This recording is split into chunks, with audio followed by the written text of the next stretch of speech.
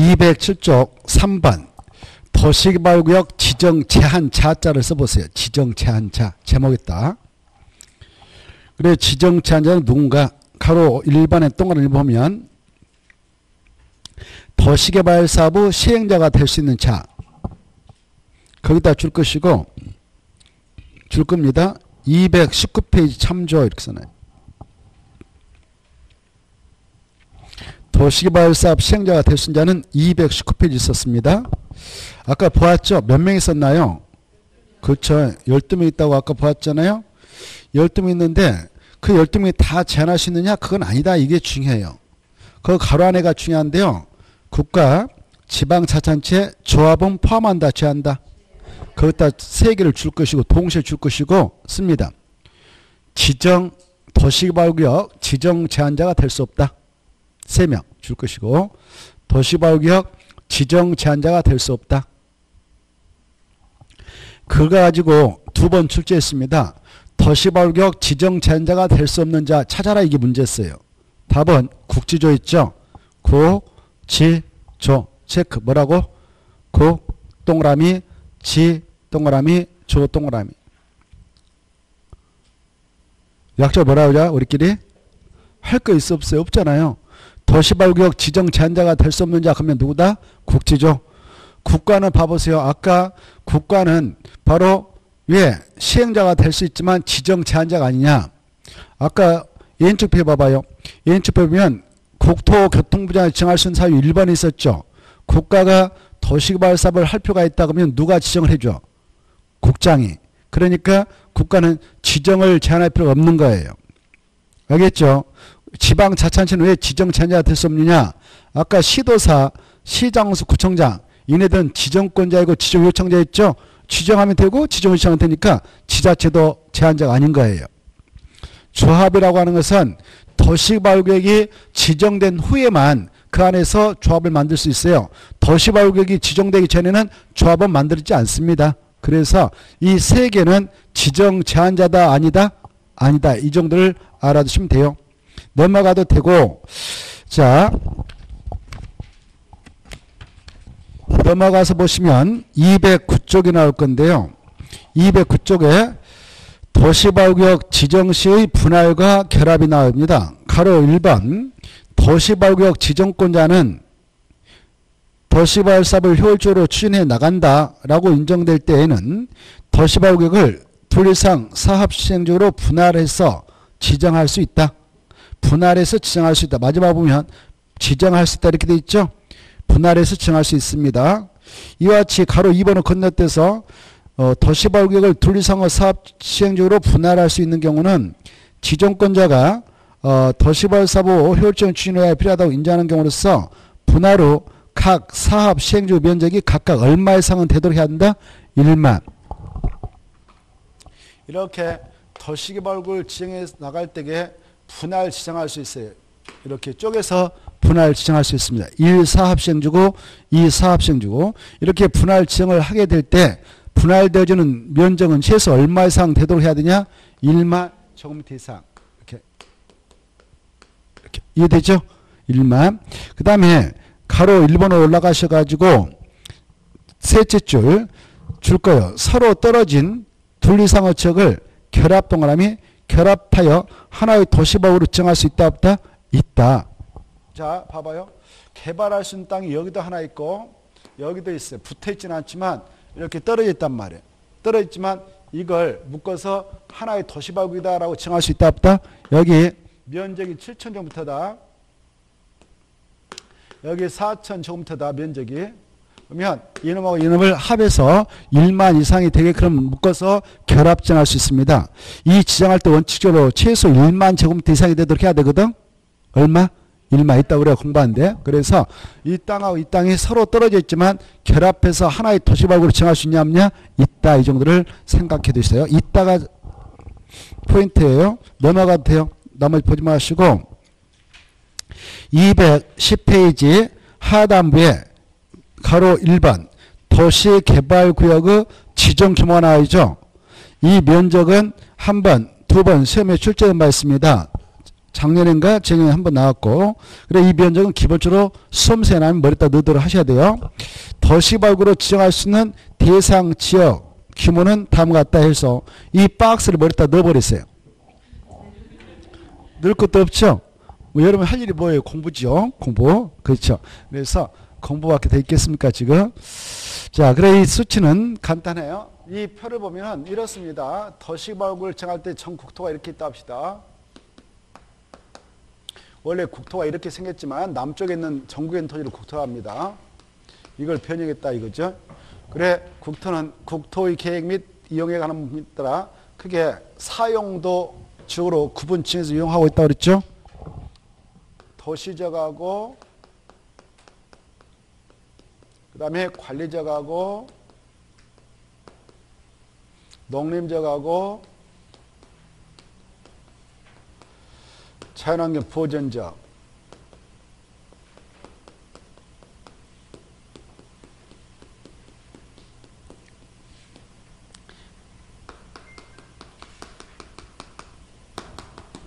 자 여기를 도시적 내라 한다면 안쪽입니다. 그리고 여기는 뭐라고 하냐 도시적 예허지기를 합니다. 도시적 예 같은 말로 바꿔적 해도 돼요. 예자가 바뀌자거든. 알겠죠? 왜? 도시적 예허지역. 그러면 이적을 립하고 있다. 이쪽에 관리적, 농림적, 자연보전적. 알겠죠? 그리고 이 관리는 다시 세 가지로 세 분 지정, 이용 관리하고 있는데 그 명칭이 어떻게 되냐? 도시적 근교는 계획관리적. 자연환경 보전적 근처는 보전관리적. 그 다음에 농림적 근처는 생산관리적. 이렇게 되어 있죠.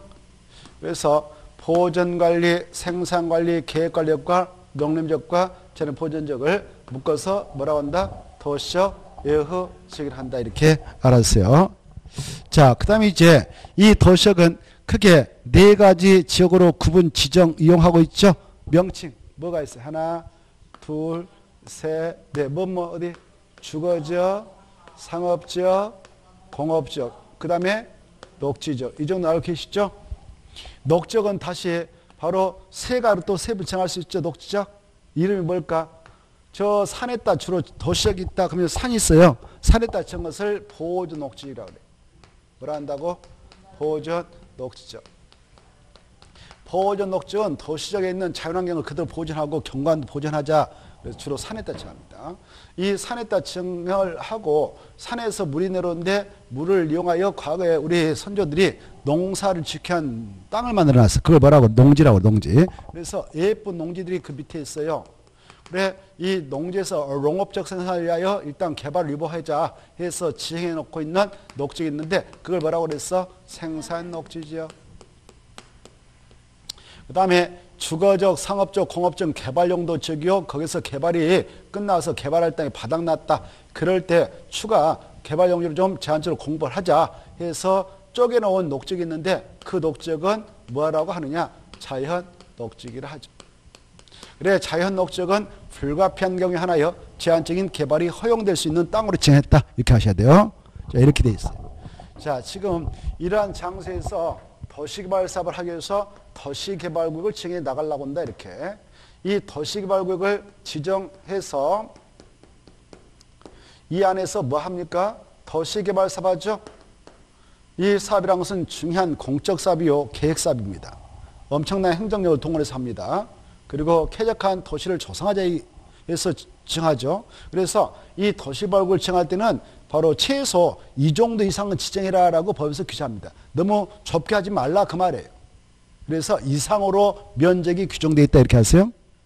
자, 아까 도시개발 사업 뜻을 우리가 공부했죠. 도시개발 사업이란 도시개발구역을 정해가지고 이 안에서 하는 사업으로서 주거단지를 조성할 수도 있고 상업단지를 조성할 수 있고 산업단지, 유통단지 조성사업, 생태문화단지, 보건복지 등등 시가지 조성사업 등등을 말했죠. 또 아까 자세히 봤죠. 자, 그래서 이 도시개발구역을 정하게 될 때는 주로 그 지역의 땅의 모형사가 개발되어 있는 곳에다 정할까? 아직 개발되어 있지 않는 논바, 야산을 주로 포착해서 정할까? 그렇죠. 이렇게 개발이 싹 끝나가지고 건물 탁탁 들어서 있는 곳에다 하지는 않을 겁니다. 그렇죠? 그래서 여기 도시발굴 칭하려고 하는데 주거지역에다 칭하려고 한다. 주거지역에다 칭하는 이유는 밀어가지고 단지 조성해서 주택용지로 쓰도록 공부하려고 합니다. 주거단지 조성시행사업이라는데 여기다 할 때는 최소 얼마 이상으로 칭을 하도록 되어 있느냐? 1만. 얼마요? 1만. 거기 나와있죠. 주거단지를 조성하겠다는 겁니다. 여기요. 상업지역은요. 상업단지를 조성하겠다는 겁니다. 상업단지. 여기도 얼마 이상은 돼야 되냐? 1만. 여기 공업지역 있죠? 공업지역은 바로 산업단지를 조성하겠다는 겁니다. 아니면 유통단지를 조성하겠다는 겁니다. 산업단지를 조성한다는 것은 땅 밀어가지고 예쁘게 개발해가지고 공급하면 공급받은 자들이 공장 지고 물류센터 지고 이런 거예요. 공장은 규모가 큽니까? 적습니까? 크죠. 그래서 야 여기는 적게 하면 안 돼. 3만 이상을 찍어 이렇게 하고 있고요. 그 다음에 이 자연녹지라든가 생산녹지는 뭐 생태문화단지 조성할 건데요. 여기도 최소 1만 제곱미터 이상은 찍으라 이렇게 하고 있고요. 생산녹지도 1만. 다만 그 구역에 편입된 땅은 전체 면적 대비 30% 이하만 포함되도록 하고요. 근데요. 여기는 아예 지정을 못하게 규제합니다. 이 도시 안에 있는 산까지 밀어가지고 무슨 도시를 건설한다 말 안 되는 거예요. 그래서 여기는 지정할 수 없다 이렇게 알아두세요. 어디는 지정 못한다고? 그래. 써서 써놔요. 보존 녹지역은 도시발굴을 지정할 수 없다. 보존 녹지역은 도시발굴을 지정할 수 없다.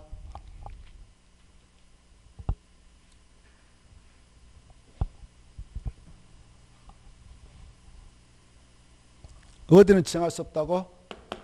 보존 녹지죠. 자, 그러면 지금까지 했던 거 한번 봐보세요. 자, 여기 봐봐. 도시개발 구역을 지금 지정할 수 있는 지역과 그 지정 규모를 체크해 보고 있는데 지정할 수 없는 지역은 일단 어디는 안 된다? 보존 녹지역. 그래서 시험에서 여기 봐보세요. 도시지역 안에는 전반적으로 도시개발구역을 정할 수 있다 그러면 틀려버려. 전반적으로 정할 수 있다 그러면 틀려. 이건 지정하지 못하니까. 알겠죠? 그 다음에 이 도시개발구역을 정할 때 도시역 내에 있는 땅에다 지정함에 있어서는 주거지역은 얼마 이상은 있어야 되냐? 1만. 상업지역도 얼마? 1만. 자연녹지 얼마? 1만. 생산녹지 얼마? 1만. 그래서 이걸 머리자 따가지고 주, 상, 자, 생, 1만 제곱미터 이상 이렇게 기하세요. 거기다 네모쳐. 주자, 상자, 자자, 생자에다 네모쳐. 4개니까 네모쳐 보자 이거죠. 이것은 얼마 이상이다? 1만 제곱미터 이상이어야 된다. 1만 제곱미터 이상이라는 것은 이런 거죠. 여기 이렇게 이 도시발굴을 정하게 되는데 이쪽 길이가 100m, 이쪽 길이가 100m. 그러면 이 면적 얼마일까? 1만. 그래 우리 학교 운동장에 보통 그렇게 썼어. 100m, 100m. 그래서 보통 1만으로. 지금은 뭐 땅값 비싸가지고 학교도 콩만하게 만들고 운동장에도 콩만하게 만들더만요. 그러니까 그렇죠? 우리 어렸을 때 보면 왜 땅값 싸니까 말이죠. 운동장 어마어마하게 크게 만들어버렸어요. 보통 학교 운동장 100m 이상 다 돼요. 100m 이상. 지금은 이렇게 왔다 갔다 보면 콩만해. 운동장 콩만해. 운동장이 또 땅에도 없고 옥상에 있는 학교들도 있어. 그 학생들 정말 불쌍해 죽겠어. 옥상에다 운동장 만들어요. 자, 아무튼 1만 이상은 돼야 된다. 역으로 해석해봐. 여기 보세요. 도시발굴 칭하려고 하는데 주거지역에 개발할 수 있는 땅이 이렇게 보니까 이 정도 있어. 오. 근데 면적 보니까 7천밖에 안 돼. 1만 못 돼. 여기다는 지정할 수 있을까 없어? 없어요. 알겠죠? 국장, 시도사, 국장, 시도사, 대도시 아까 지정권자 했는데 지정권자도 면적이 충족 안 되면 지정 못하는 거예요. 주거지역 얼마 이상 있어야 된다고? 1만. 이해되죠? 이상은 돼야 돼. 이상. 그러면 봐봐요. 여기 봐봐. 아까 그랬잖아요. 주거지역에 여기도 개발할 수 있는 땅이 있어. 보니까 면적 7,000제곱미터네.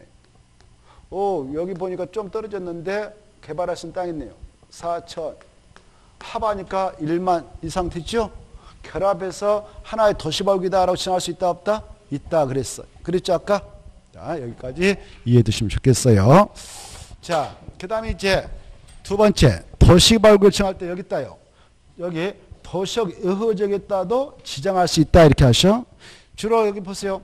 여기다 이렇게 지정한다. 그때는 이것은 시가지를 조성하겠다는 거예요. 큰 도로 뚫고 이게 시가지거든. 시자가 도시자, 가자가 도로 가자, 땅지자. 땅에다 도로 만들어서 큰 도시 만드는 거예요. 이렇게 시가지 정사업에서 여기 보세요. 허브판을 밀어가지고 시가지 조성사업을 해가지고 큰 신도시 만든다. 그럴 때에 콩만하게 만들면 여가지 시설이 못 들어가니까 자족적 기능을 발휘한 도시가 될 수가 없어. 그래서 여기 들어갔던 도시민들이 불편하다. 그래서 다 빨리 나와버려. 그러면 유령 도시가 돼버린다 그래요. 그러면 텅텅 펴버리는 도시가 안 차고 사람이. 그러면 사회적 비용만 엄청 날릴 거 아니에요. 그래서 여기 도시가 건설될 때 그 도시 혼자서 운영이 되도록 바로 최소 30만 정도 이상으로 지정해라 이렇게 하고 있어요. 얼마요? 30만. 그래 도시적 요적은 30만 이상은 돼야 된다. 우리 운동장 30개를 합한 면적이다 이렇게 상상을 하면 돼요. 그래서 도시역은 30만 정도 이상. 그런데 말입니다. 여기 보십시오. 이 주택이 주로 여기도 있고 여기도 있고 여기도 있긴 합니다만은 여기 도시역에 있던 주택들이 부족했어. 그래서 주택난이 발생해가지고 주택을 열택이라든가 아파트를 질 수 있는 땅이 바닥나 버렸네. 그러면 이 도시역 여지역 땅을 확보해가지고 야 여기다가 아파트 뭐 열택 져가지고 공급해서 주택난 해소하자 이렇게 할 수 있거든. 그럴 때 이런 아파트라든가 열택은 도시역 근교에다 마련하는 게 좋겠죠. 그래 분양받아서 와서 왔다 갔다 하면서 살 수 있도록. 그래서 이런 아파트 또는 옆택을 건설을 하고자 하여서 도시개발구역을 지정할 때는 도시역 바로 옆에다 해야 되니까 이렇게 30만 정도 이상의 땅을 확보하기 쉽지 않는 경우도 있단 말이에요. 그래서 아파트 또는 옆택을 건설해 나가고자 도시개발할 때는 그 면적 10만 정도 이상만 있어도 도시역 여지역을 대상으로 해서 도시개발구역을 지정할 수 있다 이렇게 하셔요. 외적으로. 원칙은 얼마지만 30만이면 외조로 아파트 체크 또는 옆택 체크 약자로 아연을 건설하자 해서 정할 때는 얼마만 있어도 된다? 10만. 그럼 봐봐요. 여기 아파트 옆택 건설토록 해가지고 10만원 조그만하게 개발을 허용해서 지정해서 하고 있어. 했어. 완성됐어. 분양 받아왔어. 들어왔어. 입주민들 들어와서 보니까 초등학교가 없네. 그럼 어떻게 했어? 난감하죠. 난감하죠. 얘한테 승용차 사줘가지고 너 알아서 왔다 갔다 해라 이렇게 할 수도 없고 오토바이 사줄 수도 없고 자전거 사줄 수도 없는 거예요. 초등학교 8살 배기한테. 그렇죠? 그래서 가장 중요한 시설이 기반설 중 초등학교라고 보는 거예요. 초등학교 용지 확보해서 해결해야 돼요. 초등학교 문제가 해결돼야 돼요. 그래야 10만으로 지정을 하도록 허용합니다. 뭐가 해결돼야 된다고? 초등학교. 그거다 체크. 초등학교 그 말.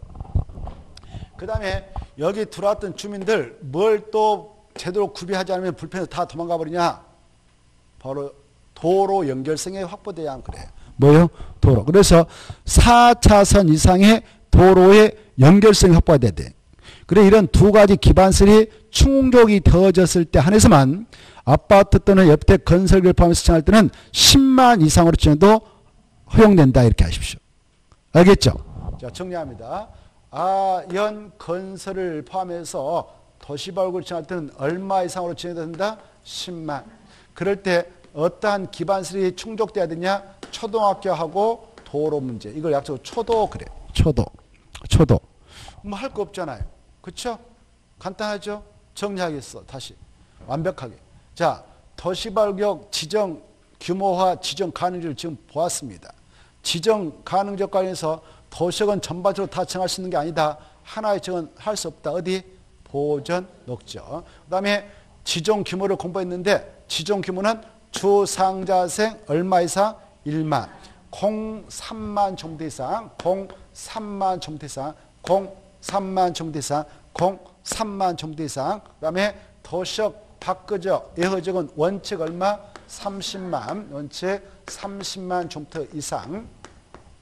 외회 바로 아파트, 열택, 건설기를 포함해서 지정할 때는 얼마? 10만 정부터 이상.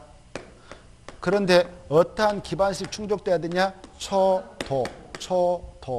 할 거 없잖아요. 주상자생 1만 정도 이상, 03만 정도 이상, 도시역 밖은 원칙 30만 예해, 아현, 건설, 계획 포함해서 지정할 때는 10만, 초도 해결되면 끝. 이렇게 하죠. 여기까지.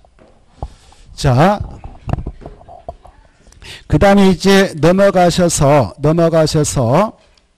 바로 211페이지 뭐 지정절차 이런 거 시험에 안 나오니까 통과하고 넘어가요. 넘어가면은 한참 넘어가요. 넘어가면 한참 넘어가도 되겠다. 215페이지 보세요. 215페이지 보면은 4번이 나올 거예요. 제일 밑에 동그란 일부분 바로 내려갑니다. 215페이지.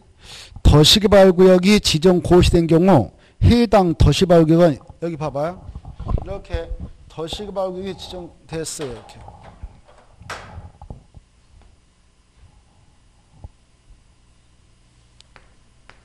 이렇게 도시개발구역이 지정됐다. 도시개발구역이 지정되면 어떤 법적 효과가 있느냐? 여기 보존하려고 지은 겁니까? 개발하려고 지은 겁니까? 개발이죠. 그래서 또 개발할 때 대충 개발해서 이 도시를 조성해야 되겠어. 보다 구체 상세히 판을 짜서 개발을 통해서 조성해야 되겠어요. 판을 짜서. 그렇죠. 그리할 때 국토협상 지정되어질 수 있는 것을 지구단위 계획구역이라고 해. 뭐라 한다고? 지구단위 계획구역이라고 해. 여기 보셔봐. 이 구역들 도시개발구역 우리가 했어. 아까 행정청에서 했어. 행정청 뭐 국장, 시도사, 대도시장만 이걸 지정할 수 있었죠. 지구단위 계획구역도 그네들이 하는 일이에요. 그래서 이거 지정하고 또 절차 별도로 거쳐서 지구단위 계획을 또 지정할 필요 있냐? 아니다. 자동화시켜버리자 이렇게 하고 있어. 도시개발구역이다라고 지정고시하면 그 구역은 국토협상 지구단위 계획으로 결정되어 고시된 거 간주하자. 그래서 지구단위 계획구역이 됩니다. 뭐가 된다? 지구단위 계획구역으로 되는 거예요. 알겠죠? 알았어요. 그리고 보세요. 여기 봐봐. 아까 여기 피도식 있잖아요. 피도식은 여기 예컨대 계획관리기다 뭐 인류 생산관리 예컨대 포함돼 가지고 도시개발구역이다라고 지정됐다고 해봐. 우리가 국토개법 공부할 때 이런 걸 했어요. 관리적은 허용되는 건축물 건축할 때 층수 제한을 받습니다. 몇 층 초과하면 질 수 없습니까? 4층 초과하면 질 수 없고 4층 약간이면 질 수 있습니다. 이거 했는데 생각날라 모르겠네요. 안 나면 지금 기억하면 돼요. 다시 한번 관리적은 몇 층이야밖에 못 진다고? 4층이야. 기억하세요. 그런데 여기다 지금 아파트를 진다? 10대 뜬다? 아파트 질 수 없는데 법적으로 아파트는 주택으로 쓰는 층수가 5개층 이상의 주택을 말하거든. 그럼에도 불구하고 여기에다가 도시개발구역이다라고 칭하면 바로 아파트를 질 수 있도록 허용하기 위해서 용도지 확 바뀌어버리는 거예요. 여기가 원래 계획관리역 있다, 뭐 생산관리역 있다, 여기가 뭐 계획관리역, 생산, 보정관리역 있다. 이랬다 딱 도시개발구역 칭해버리면 용도지 바로 바뀌어버립니다. 도시역이다라고. 무엇이라고? 도시적이다. 그게 나오죠. 자, 그래 용도지 확 바뀌어버리는 거예요. 바뀌어가지고 그 다음에 여기 봐봐. 지구단위 계획이 되고 도시역이 되니까 여기 아파트를 질 수 있는 땅이 돼. 그리고 지구단위 만들어서 3년 만에 여기다 아파트 딱 진다, 10대 진다 하면 짓는 거예요. 알겠죠? 그래 지구단위 계획구역 안에서는 지구단위를 짜가지고 지구단위 만들어서 지구단위로 허용되는 건축물을 정해주거든. 무엇으로 정해준다? 지구단위 계획으로. 자, 그걸 생각하면서 동그라미 1번을 보자 이거죠. 보겠습니다. 1번은 좀 중요표를 해놓고 머리에서 이해가 될 때까지 자주 읽어보셔요. 도시개발구역이 지정고시된 경우 해당 도시개발구역은 국토의 계획 및 이용에 관한 법률에 따른 무순적으로 결정되어 고시본다. 도시적. 그리고 무슨 구역? 지구단위 계획구역으로 결정되어 고시된 거 본다. 이해돼요? 되죠? 그런데 다 그런 건 아니다. 다만 예가 있습니다. 다만 비도시역에 도시역이 아닌 지역에 이미 지구단위 계획구역이 지정되어 있다. 취락수로 지정된 경우에는 그러하다, 그러하지 아니하다. 그래, 그러하지 아니하다라는 것은 무슨 말이에요? 그 장소는 도시적 및 지구단위 계획으로 결정 고시된 걸로 본다, 보지 아니한다, 보지 아니한다. 그 말이에요. 이해되죠? 자, 그거 예해도 잘 받으셔. 예컨대 여기 봐봐요. 여기 보십시오. 여기 관리적에 마을이 있어가지고 그 부락을 정비해 나갈 수 있도록 하기 위해서 여기다 취락주다라고 칭해놨어요. 이렇게 취락주. 여기 또 여기 농림지역에도 취락주다라고 칭할 수 있거든.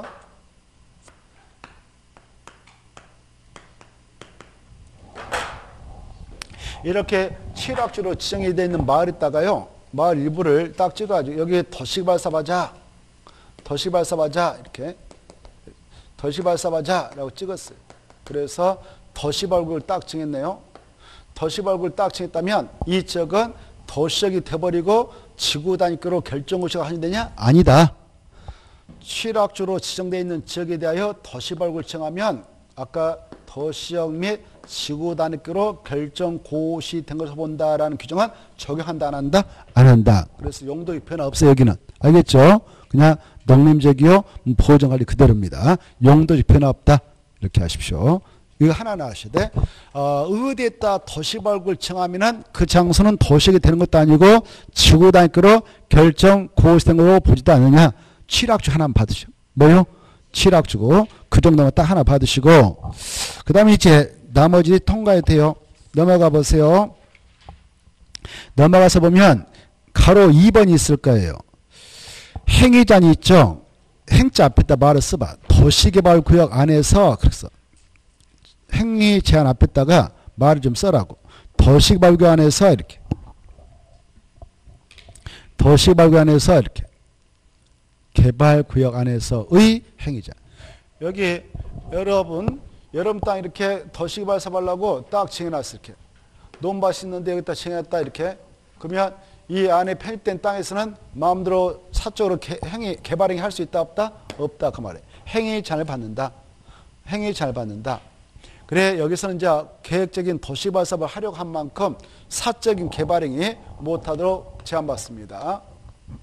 이때 제한되는 행위가 바로 크게 7가지가 있어요. 몇 가지 있다고요? 7가지.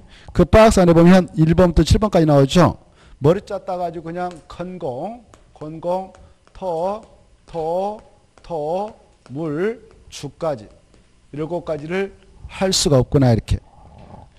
우리가 국토의 계획 및 등한 법률을 공부할 때 개발행 허가 파트 공부했죠. 건공, 토물 허가받고 해라 이런 거 했죠. 근데 도시개발법 넘어서는 도시개발구 안에서는 그러는 거예요. 도시개발구 안에서는 7가지를 못하게 막아놓고 이거 하려면 허가 신청서 내서 허가받고 해라. 허가 받지 아니한 상에서 못한다 이렇게 규제합니다. 이 허가를 받아야 할 사항이 7가지인데 자세히 좀 여러분은 읽어두셔야 되겠다. 첫째, 건축물로 건축, 건축물로 대수선, 건축물로 용도 변경, 가선축물로 건축 이런 것들 다 용도 변경 이거 허가받고 해라 이렇게 돼 있죠. 둘째, 인공을 가히 제작하는 시스템을 공장으로 하는데 공장을 설치도 허가받고 해라.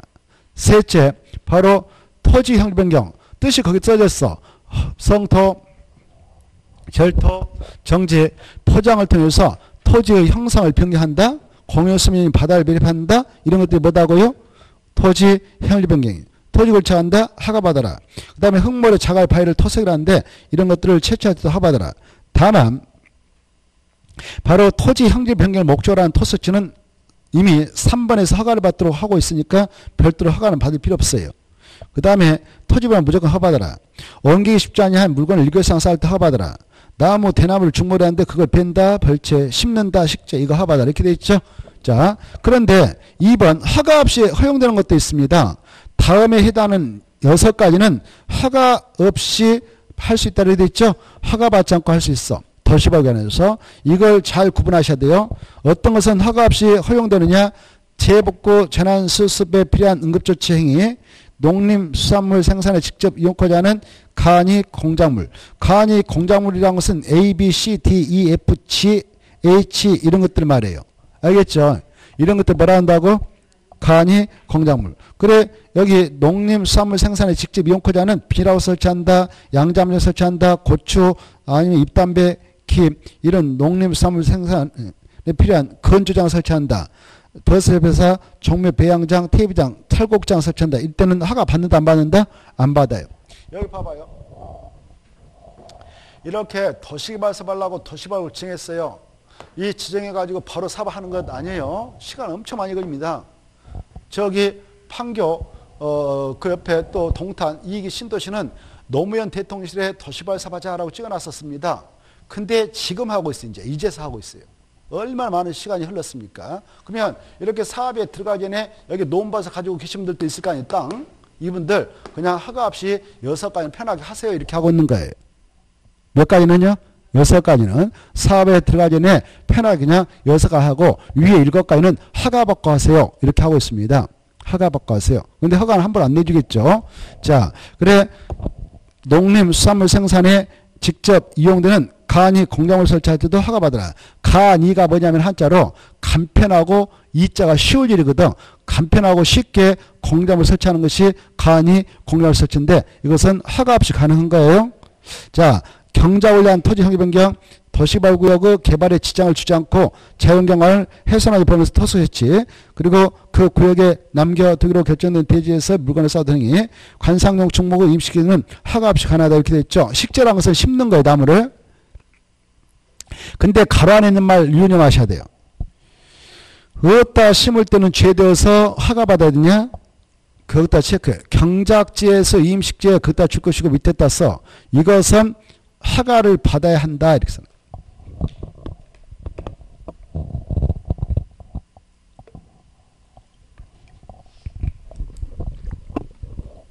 그래, 이 경작지에서 임식지. 여기 보세요.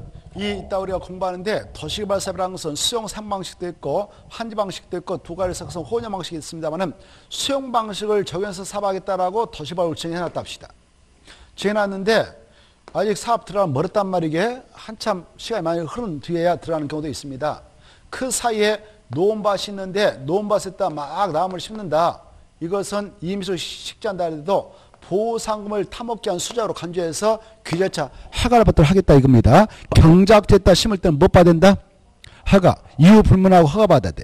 경작하고 논밭이고 논밭. 경작지에다가 임시로 식재를 한다 해도 이것만은 허가를 받도록 규제해버린다. 이렇게 하십시오. 자, 그 다음에 이제 오른쪽도 모셔가지고 자, 기득권 보호가 나오죠. 이 도시개발구역을 오늘 딱 지정고시에 딱 가정해봐. 근데 이 안에서 이미 적법 절차를 거쳐서 허가 등을 받아서 공사의 사업에 착수한 자가 있어. 그것도 체크해. 착수한 자. 착수한 자는 바로 또 허가를 받아야 되냐? 허가 받을 필요 없어. 그냥 신고만 하고 개소할 수 있다. 이렇게 하고 있어요. 뭔 하고요? 신고. 이 구역 지정고시부터 며칠 내에 신고하면 되냐? 30일 내에. 이렇게. 착수한 자만 그렇게 기득권을 보여줍니다. 30일 내에 신고하고 신고서를 제출해라. 그 말에 신고한단 말이에요. 신고하고 계속 할 수 있다. 이렇게 알아셔야 됩니다. 거기 제출한 후 그 말은 신고해라란 말이에요. 신고. 제출 그것다 해요. 제출했다 밑에다 신고. 신고한 후 일을 계속 시행할 수 있다. 뭔 말하고 계속 할 수 있냐? 신고. 자, 그 다음에 그 정도 보시고 넘어갑니다. 넘어가면 219페이지 도시개발사업 시행의 시행자가 있었고 넘어가시고 한참 넘어가 되겠고 바로 200 넘어가요. 한참 나오면 어디가 나오냐? 222페이지. 222페이지 보면 2번 있을걸? 시행자 변경이 나와있죠. 찾았나요? 자, 시행자 변경 보면 지정권자는 박스 안에 있는 사유에 해당하는 경우는 시행료를 변경할 수 있다. 이렇게 돼 있죠. 222페이지. 222페이지. 이 시행자는 누가 지정하냐면은 아까 12명 중에 1명을 찍어서 보낼 때 지정권자가 투입하는 거예요. 누가요? 지정권자. 그래서 이제 지정권자가 그 친구 계속 지켜보면서 이 5가지 사유에 걸리면 바로 변경해서 교체할 수가 있는 거예요. 5가지가 왜 5가지냐? 바로 그 2번에서 2개로 쪼갤 수 있어. 2번 보면 행정청으로 시행자 지정 취소했다 하나, 행정청으로 바로 실시의 인가가 취소했다 이렇게 2개로 쪼갤 수 있거든. 2번에서. 그래서 이걸 5가지 층으로 시험에 잘 출제해요. 몇 가지가 있다고요? 5개. 2번에 2개로 쪼갤 수 있어. 행정청으로 시행자 지정이 취소돼 버렸어. A가 원래 시행자였는데 잘못해서 시행자 지정이 취소되면 아웃이요. 그러면 다른 사람으로 바로 변경할 수 있단 말이에요. 변경할 수 있어. 또 시행자가 잘못해가지고 사업에 따른 실시 인가가 취소됐어. 그러면 그 사람 더 이상 사업 못하니까 교체할 수 있어. 변경할 수 있다. 자, 그 다음에 1번 봐봐요. 도시개발 사업에 관한 실식 인가를 받은 후 실식 인가를 지정권자한테 받아가는데 인가 받아갔다는 것은 그렇게 사업해라라고 사업 시행권을 준 거예요. 근데 몇 년 동안 안 되고 미적거리 놀고 있냐? 그러면 변경 할 만하냐? 2년. 이 수치 잘 받으셔야 돼. 실식 인가를 받은 후 몇 년에 사업에 착수하면 변경도 할 말 없다? 1년. 하면 틀리고 2년. 그거하고 뭐하고 헷갈려서 안 되냐? 4번이에요. 4번. 1번하고 4번 비교해 주셔. 이 전부를 할 때 전자 앞에다 도시개발 사업 써봐. 도시개발 사업 전부를 환지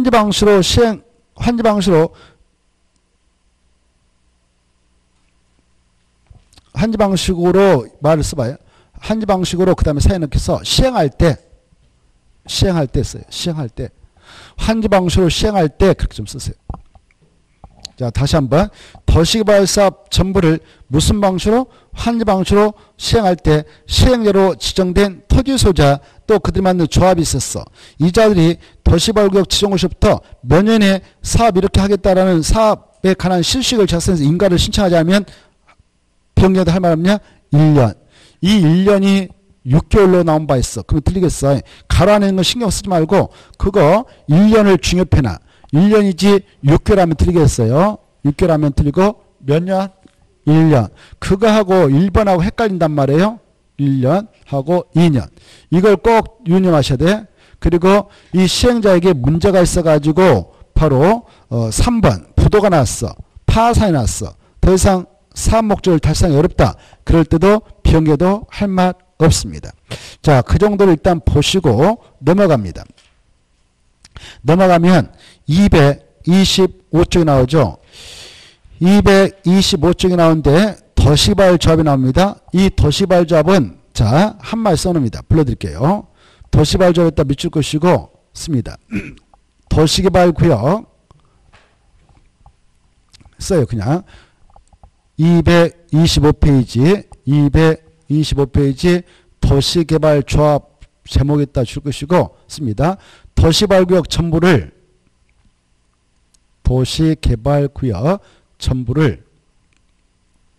환지 방식으로 시행할 때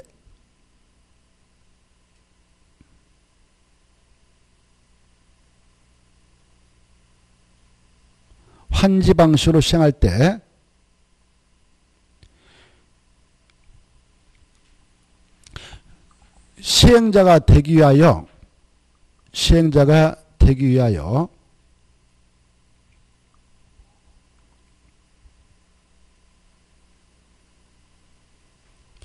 도시개발구역 내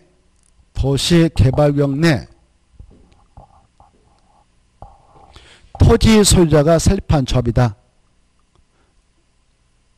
토지 소유자들이 설립한 조합이다.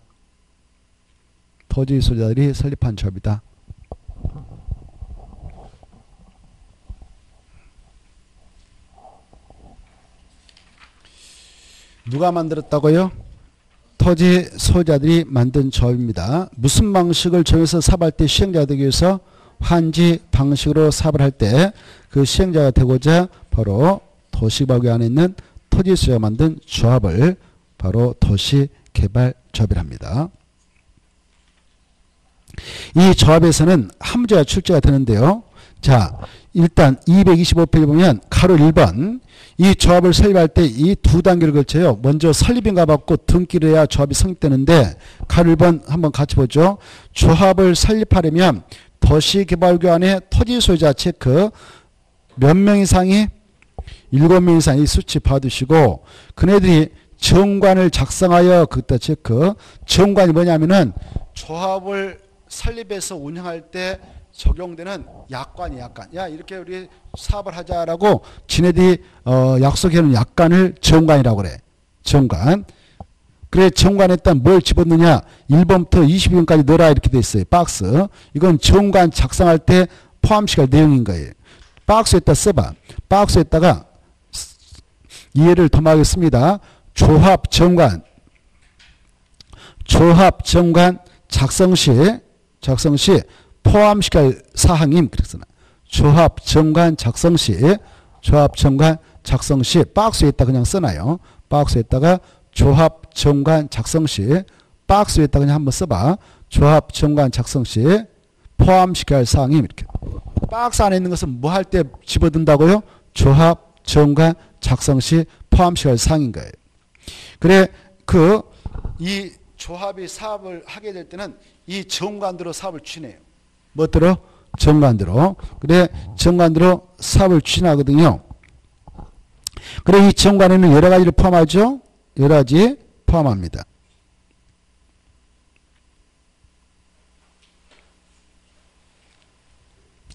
이런 정관을 작성해서 누구한테 가느냐? 지정권자한테 가는 거예요. 누구한테 간다고요? 지정권자한테 가서 우리 조합 설립할래요? 라고 인가 신청해서 인가를 받아야 돼. 인가권자가 지정권자예요. 그 구역을 정했다 아까 지정권자 우리가 공부했죠? 지정권자에게 인가를 받아야 합니다. 그 정도만 딱 받으시고 넘어와요. 뭐 받아야 한다? 인가. 잘 받으시오. 다시 한번 인가를 받을 때 누구한테 가는가? 지정권자. 그래 그때 조합을 설립할 때는 도시벌구 안에 있는 토지소자들이 맞는데 토지소자 몇 명 이상 있어야 되냐? 7명 이상. 7명 이상이 정관을 작성해서 그걸 첨부해서 조합 설립 인가를 받으러 지정권자가 한다. 이렇게 딱 생각해 놓고 넘어옵니다. 226페이지 가로 2번에 동그란 1번. 이때 조합 설립 인가를 신청하려면 해당 도시벌구 안에 토지 소유자의 동의서를 확보해서 제출해야 돼. 이때 동의요건을 잘 받으셔. 이렇게 도시벌구역이 지정됐다. 도시벌구역이 이렇게 지정됐다면 이 안에 토지 면적을 이렇게 3로 나눠요.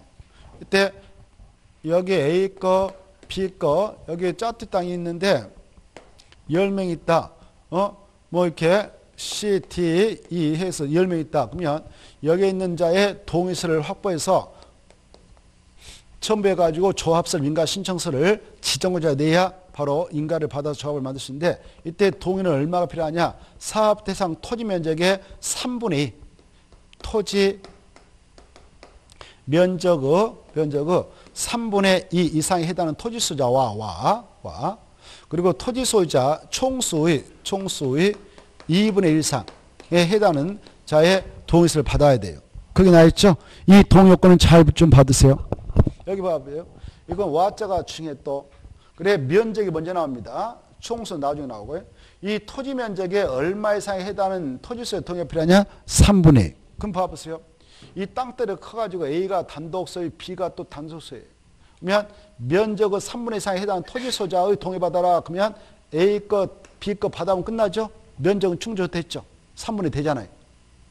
그러면 이쪽에 있는 친구들이 다 반대했다. 난 조합 설립하는데 반대한다. 이렇게. 왜? 조합을 설립해서 이 도시발 사업을 진행하게 될 때요. 바로 돈을 내야 되거든. 뭐 낸다고? 돈. 조합 경비도 내야 되고 사업에 따른 비용도 내야 하고 그래야 돼요. 나는 반대한다 이렇게 할 수 있거든. 그래 아무튼 다 반대해버렸어. 동의서 안 줬어요. 그러면 이 조합을 설립할 수 있냐? 인가 신청도 인가 안 내줘 버립니다. 여기 보니까 면적의 3분의 이상에 해당하는 토지소유자와 뒤에 이것도 충족시켜야 되거든. 토지소유자 총수에 얼마에 동의받아야 된다? 2분의 1. 여기 봐봐. 여기 안에 토지소유자 총수가 몇 명이냐? 하나, 둘, 여기 10명, 12명이죠? 12명 중 2분의 1을 동의를 받아야 돼. 그럼 몇 명? 6명. 그래, 아까 2명 거 받아가지고 면적은 충족해놨는데 6명을 충족시켜야 되는데 4명이 부족하다. 그러면 이쪽에 있는 4명의 의사를 또 어때요? 살펴봐가지고 동의서를 받도록 노력하셔야 돼요. 그렇죠? 그래서 6명을 쳐야 되거든. 그러면 이 요건을 충족할 수 있어. 이 와자가 동시요건이다 이렇게 하셔. 뭔 요건이다고? 동시요건. 그래서 와자가 중요한 거예요. 그러면 이렇게 해봐요. 여기 봐봐요. 이러면 되나 봐봐. 여기 봐봐요. 여기 6명이 다 찬성했어. 6명 아니라 10명. 아까 10명 있다고 땅 주인들이 종하는 거. 10명이 다 찬성했어. 동의서 줬어요. 그러면 여기 총수의 2분의 3 동의받아라. 이건 충족됐죠? 근데 면적의 바로 3분의 1을 충족시켜야 되는데 여기가 만약 반대버렸다. 동의서 안 줬다 그러면 이 요건은 충족시킬 수 없는 거예요. 면적 3분의 1밖에 안 되잖아요. 그러면 이쪽에 한 명의 동의서를 받아야 면적까지 충족시켜서 바로 동의요건 확보했다 볼 수 있는 거예요. 이 와자 그래서 동시요건이다 이렇게 하셔. 뭔 요건이다? 동시요건. 와자란 말이 중요합니다. 와자 대신에 또는 이렇게 나오면 틀리겠어. 시험에서 또는으로 나온 바 있는데 또는은 바로 이것이 됐든 이것이 됐든 둘 중 하나만 선택해서 충족시키면 된다 이런 말이 돼버리는 거예요. 선택적 요건 되는 거예요. 그래서 와가 중요하다 이렇게 하셔. 그리고 와도 중요하지만 바깥이면 또 틀려. 면적을 2분의 1로 총수를 3분의 1로 하면 틀린다. 그것도 주의를 유합니다. 됐죠? 그래 이 동요건을 확보해가지고 설립인가 신청서 낼 때 첨부해서 내야 지정권자가 조합 설립인가 내줍니다.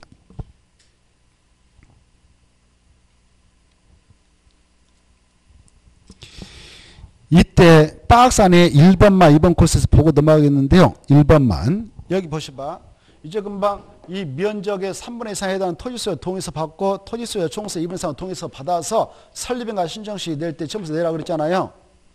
이때 이 면적을 계산하고자 하는데 이거 A라는 사람은 개인 소유 사유지고 이것도 개인 거 사유지고 이거 쭉 보니까 이건 국가 땅, 지자체 땅, 지자체 땅 이렇게 돼 있다 합시다.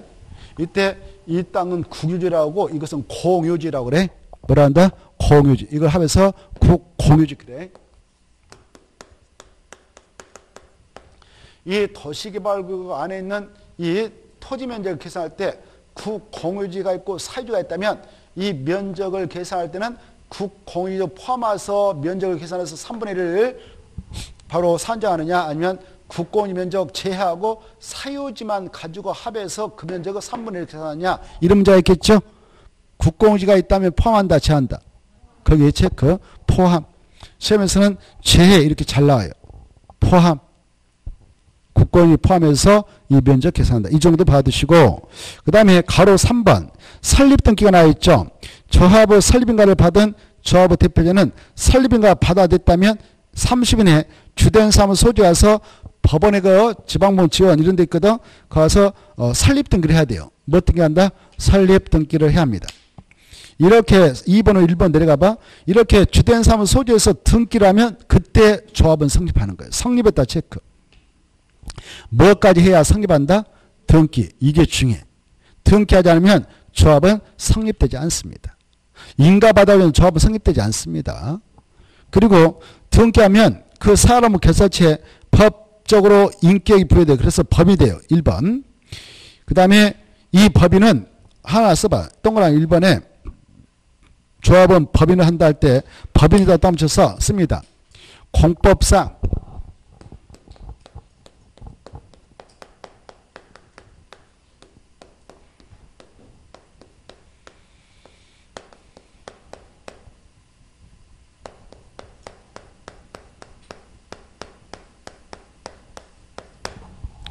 공법상 비영리 사단법인이 이렇게 써놔요.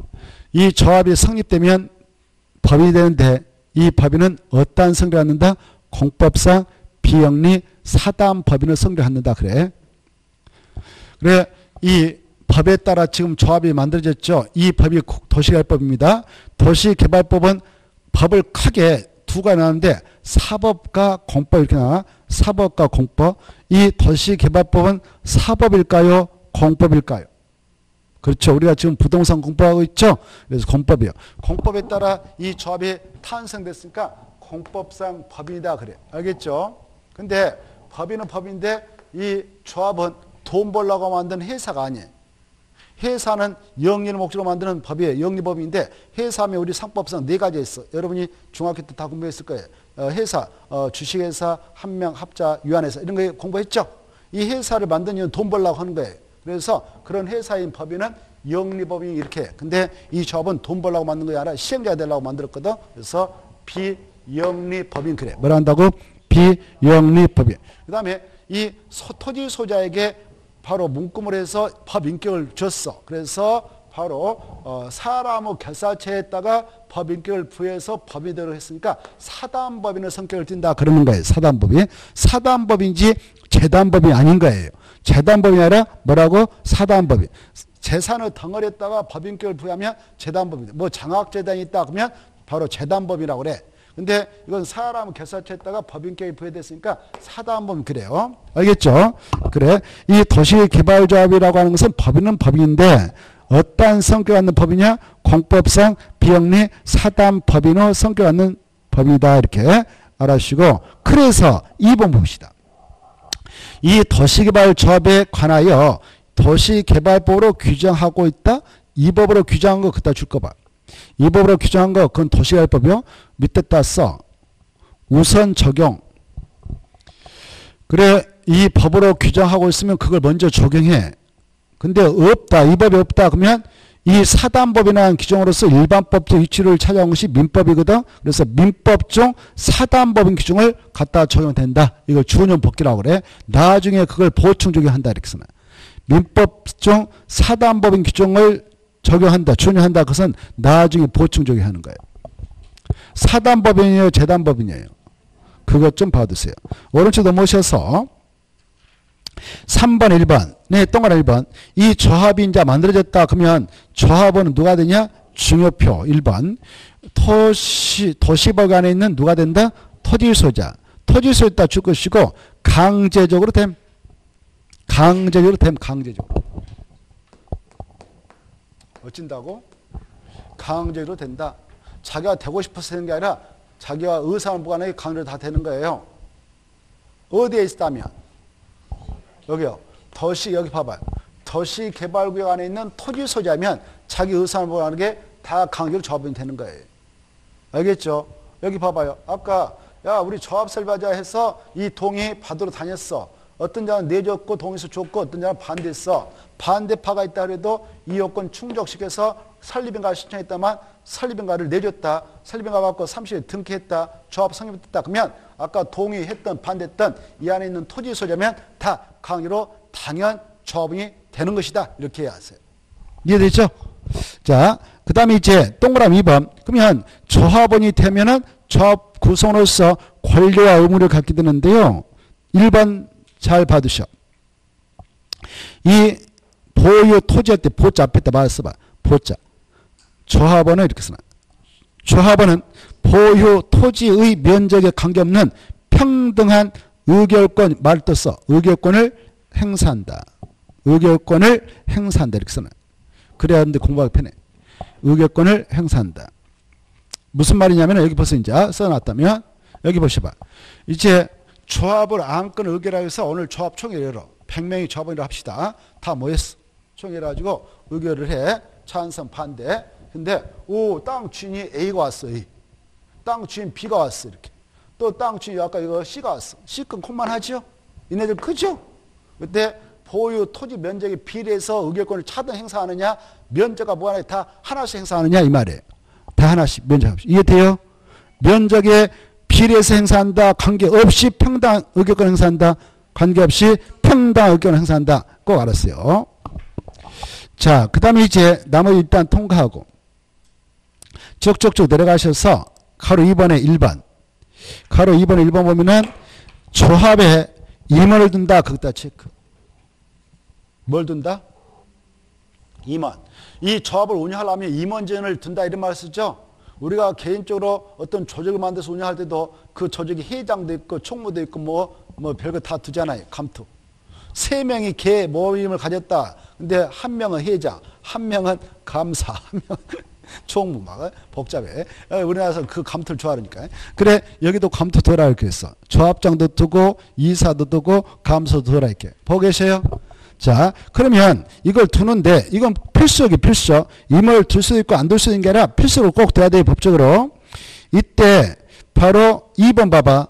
조합의 임원은 누가 되느냐? 의결권을 갖는 조합원이어야 된다. 이렇게 돼 있죠. 이런 게 봐봐요. 여기 땅 보니까 A 건데 알고 봤더니 A가 혼자 단독 소유하는 거라 아버지한테 뭐 상속받았는가 A하고 A 동생하고 A 또 동생하고 A 또 동생 4형제가 공동으로 상속을 받았어. 공동으로. 이때 이네들은 땅은 한 필지잖아요. 그쵸? 이때 조합총 열어서 의결할 때 4명이 다 의결권 행사하는 거 아니에요. 공유로 돼 있는 땅 주인들은 대표자 1명에만 의결권을 주는 거 법적으로. 알겠나요? 그러면 여기는 4명 다 토지 소유자니까 지분을 가지고 있어서 토지성 조합원은 조합원인데 조합원 중에 의결권을 형이 행사하세요라고 했다면 동생들은 의결권이 없는 조합이고 큰형님은 의결권을 갖는 그런 조합이 되는 거예요. 이때 바로 이 임원 오늘 조합장 이사 감사 뽑으려고 그래. 근데 의결권이 없는 동생들은 임원으로 출마할 수 있어 없어? 없다 그 말이에요. 이해돼요? 자 2번 봐. 조합장 이사 감사 임원이라는데 임원은 의결권을 갖는 조합원이어야 된다. 그리고 조합 정관 시험에 따라 어디에서만 산입한다? 총회에서만. 총회는 조합원이 전체하는 그 최고 의결구예요. 자 그 다음에 3번 결격 사유가 있어. 아무나 여기 아까 봐봐.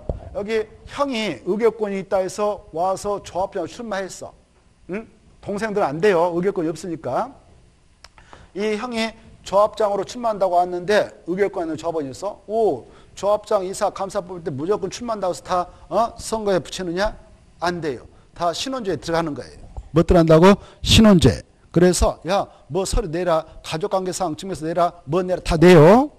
그거 내면 다 드러나. 이 친구는 나이가 이제 몇 살 안 먹었구나. 4살밖에 안 됐구나. 보니까 이 형은 형인데 4살 배기. 4살 배기.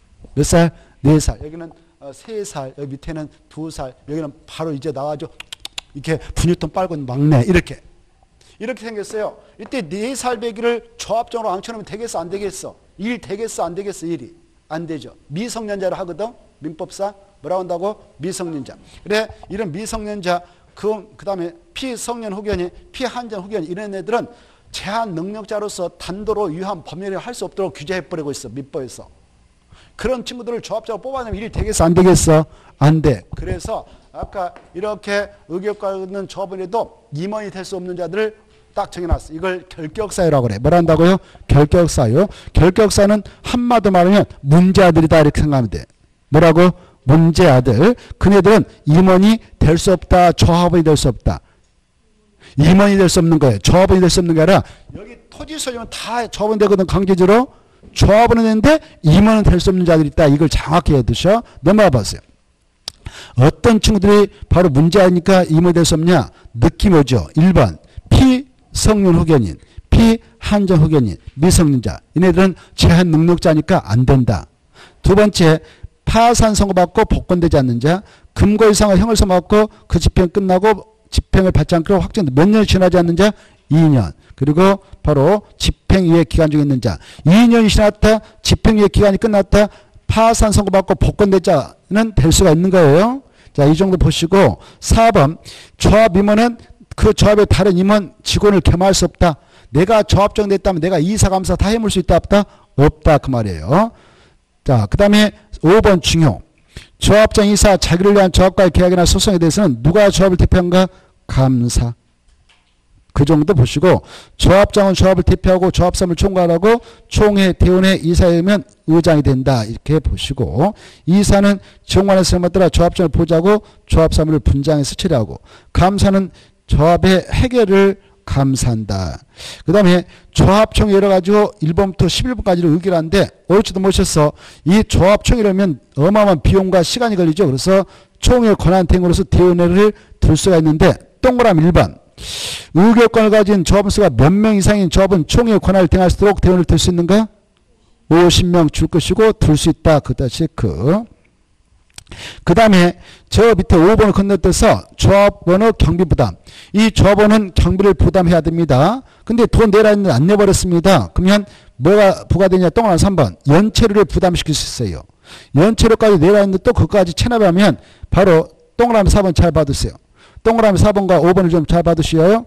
조합은 부득가금을 내라고 했는데 조합이 안 했다. 연체를 내라 했는데 체납했다. 그러면 자기들은 직접 강제 징수를 못합니다. 법적으로. 그래서 관할 지자체장인 특별자치도지사 저 사업장이 제도면 특별자치도사 시민시장한테 군체에서 하고 있으면 군사한테 구에서 하면 구청장한테 그 징수를 위탁할 수 있다 없다?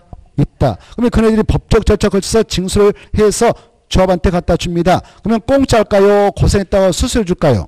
수수료입니다. 5번이 그건데요. 이거 한번 출제된 바 있어요. 이 특별자치도사 시장수 구청장이 부가금 연체료 징수를 위탁받아서 징수했다가 조합한테 갖다 줬다. 그러면 조합은 고생했습니다.